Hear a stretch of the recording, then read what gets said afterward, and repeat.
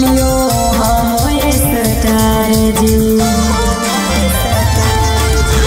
कैलियो ढेर सोमारी बाबा अलियो तोर दुआर जी अभी ले न बन पैलियो हम स्टार जी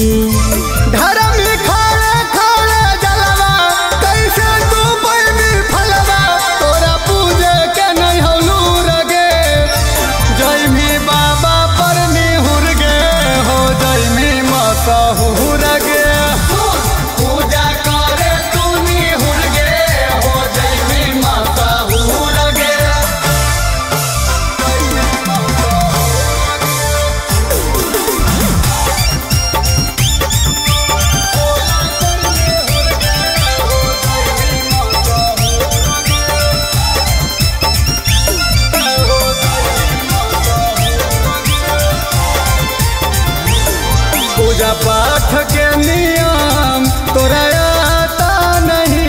है, इसे इच्छा बाबा पूरा आता नहीं है। भांग धतूरा चढ़ावैये पूरा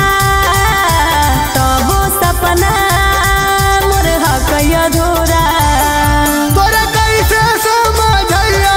हमके ताना सिखैया तोर टूटौ नहीं गुरु रगे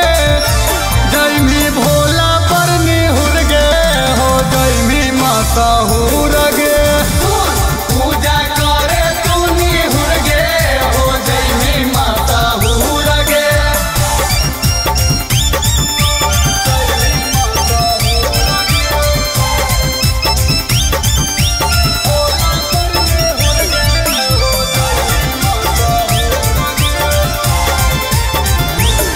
भोले बाबा के महिमा होबै महान गे गिरे इनकर चरण में सारा जहान गे। हम सुबह समरे लिए भोला के नाम रे तबो नहीं बनई काहे बिगड़ल कमरे कहो सुदामा सुमित गे गल भोला जी के गीत गे पूरा श्रद्धा होतौ जरूर गे जैमी भोला पर निहुर गे